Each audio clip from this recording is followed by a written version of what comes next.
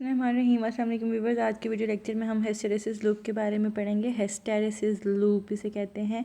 तो लूप का आपको पता होता है कि क्लोज पाथ होता है। So this is a close figure, this is also called loop. और हमने क्या किया, हमने फेरोमैग्नेटिक मटेरियल को जो कि आयरन से बना हुआ था उसको हमने अल्टरनेटिंग करंट में रखा। एंड अल्टरनेटिंग करंट, जब आपको पता है कि अल्टरनेटिंग करंट कुछ इस तरह से होता है, पॉजिटिव और नेगेटिव। जब alternating current is at its positive peak तो सारे का सारा स्पेसिमेन मैग्नेटाइज हो जाता है वन डायरेक्शन में। And when there is negative current तो फिर सारे का सारा करंट जो है वो मैग्नेटाइज हो जाता है इन अपोजिट डायरेक्शन में।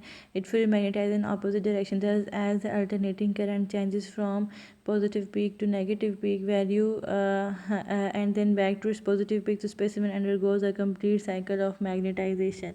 ठीक है, अब हमने जो है वो एक ग्राफ स्टडी करना है which is the graph between the flux density को हम बी से शो करते हैं। हमने फ्लक्स डेंसिटी और मैग्नेटाइजेशन के दरमियान में स्पेसिमेन वही है, आयरन बार है। तो उसका ग्राफ जो है, जो CRO से हमें ऑब्टेन होता है, उसको भी हमने स्टडी करना है। तो सबसे पहले यहाँ पे हिस्टैरिसीस को डिफाइन किया हुआ है। The portion OA of the curve is obtained when when magnetizing current is increases from O to C dash। ठीक है, then there is a portion AR when the current is decreasing, then we get a portion AR।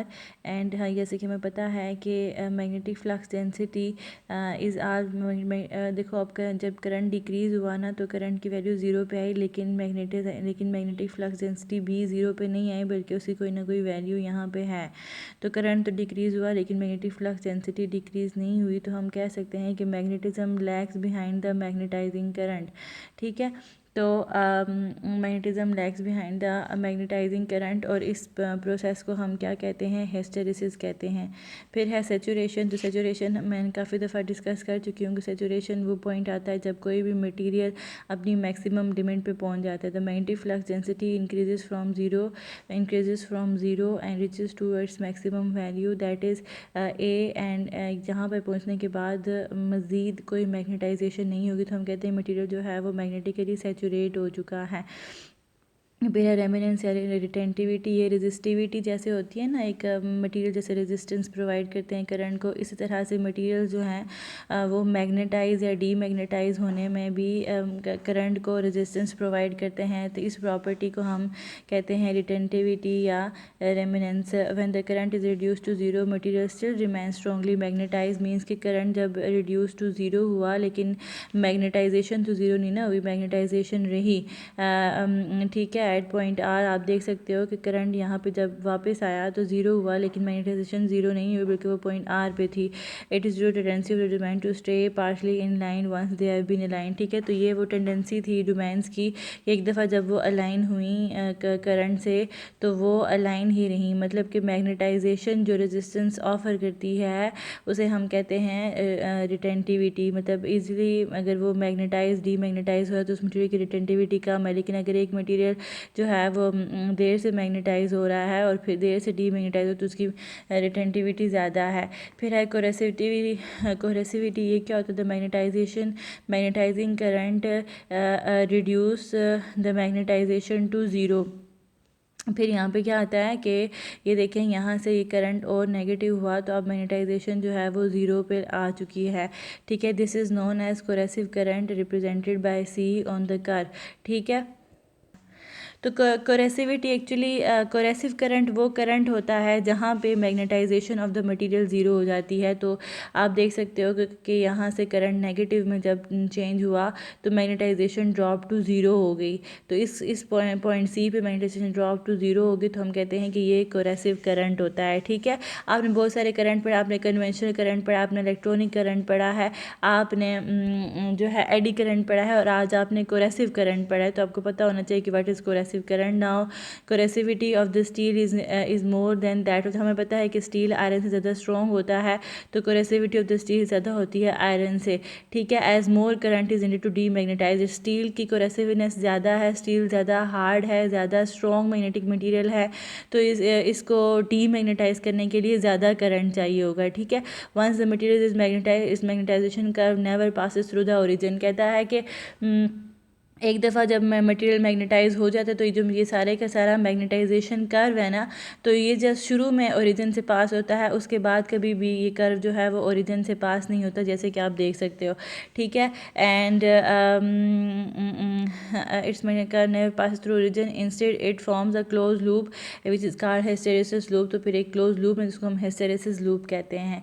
ठीक है, अच्छा जी, फिर है last time, area of the loop बहुत matter करता है। ये देखें यहाँ पे एरिया ज़्यादा है लूप का, यहाँ पे एरिया कम है। तो एक मटेरियल जो कि इजीली मैग्नेटाइज इजीली डीमैग्नेटाइज हो जाता है तो उसका जो एरिया होता है ना वो स्मॉल होता है। एरिया आपको ये शो करता है कि मटेरियल हार्ड मैग्नेटिक मटेरियल है या सॉफ्ट मैग्नेटिक मटेरियल है। अब जो हार्ड होगा तो उसको जो है वो मैग्नेटाइज या डीमैग्नेटाइज करने के लिए ज़्यादा करंट्स की ज़रूरत होगी, तो उसका एरिया भी ज़्यादा होगा लूप का। और अगर एक मटेरियल सॉफ्ट मैग्नेटिक मटेरियल तो उसको मैग्नेटाइज या डीमैग्नेटाइज करने के लिए कम करंट की ज़रूरत होगी, तो उसका एरिया भी कम होगा। So area of the loop is showing you the softness and hardness of the magnetic material. ठीक है, किसी भी मैग्नेटिक मटेरियल, ये आपने सारा यहाँ से पढ़ लेना है। और किसी भी मैग्नेटिक मटेरियल का मैग्नेटाइज होना से क्या मुराद होता है। अच्छा, तो देखो अब ये हमारे पास एक मैग्नेटिक मटेरियल है, इसमें डिफरेंट तरह की डोमेन्स हैं और हर एक डोमेन में एटम्स हैं और हर एक एटम्स मिल के एक रिजल्टेंट मैग्नेटाइजेशन डायरेक्शन देते हैं। तो यहाँ पे आप देख सकते हो कि इस डोमेन में हर डोमेन में जो एरो की डायरेक्शन है वो डिफरेंट है, सेम नहीं है। तो अभी ये मटीरियल अनमैग्नेटाइज है। जब आप इस मटीरियल को किसी एक्सटर्नल मैग्नेटिक फील्ड में रखते हो, like north to south external magnetic field में रखा, तो इसके तमाम के तमाम डोमेन्स जो हैं वो अलाइन हो गई हैं। तो अब हम कहते हैं कि ये मटेरियल मैग्नेटाइज हो गया है। ठीक है, फिर जब आप इस मैग्नेटिक फील्ड को रिमूव करोगे तो ये अगेन इस तरह से डिसअलाइन हो जाएंगे, तो हम कहते हैं मटेरियल डीमैग्नेटाइज हो गया। अब अगर एक मटेरियल जो हार्ड मैग्नेटिक मटेरियल होता है, अगर एक दफ़ा वो मैग्नेटाइज हो गया है, जब आप फील्ड रिमूव करते हैं तो फिर वो ईजिली डोमेन्स उसकी रेंडमली ओरिएंटेड नहीं होती, मतलब बहुत टाइम लेके होती हैं या बहुत ज़्यादा करंट देने से होती हैं, तो ऐसे मटेरियल को हम हार्ड मैग्नेटिक मटेरियल कहते हैं। लेकिन ऐसे मटेरियल जिनको हमने जो ही मैग्नेटिक फील्ड में रखा तो उसकी डोमेन्स अलाइन होगी, मतलब वो मैग्नेटाइज हो गया, और जो ही हमने मैग्नेटिक फील्ड को रिमूव किया तो उसकी डोमेन डिसअलाइन होगी, मतलब वो डीमैग्नेटाइज होगी। तो ऐसे मटेरियल्स को हम सॉफ्ट मैग्नेटिक मटेरियल्स यूज़ करते हैं। ठीक है, उसको हम सॉफ्ट मैग्नेटिक मटेरियल्स कहते हैं। तो ये है। अब आपने मुझे कमेंट सेक्शन में ये बताना है कि सॉफ्ट मैग्नेटिक मटेरियल्स को हम कहाँ पे यूज़ करते हैं और हार्ड मैग्नेटिक मटेरियल्स को हम कहाँ पे यूज़ करते हैं। ठीक है, ये आपका होमवर्क है, बिल्कुल इसी बुक में ही लिखा हुआ है, इसी टॉपिक में ही इस क्वेश्चन का आंसर है, and you have to tell me now.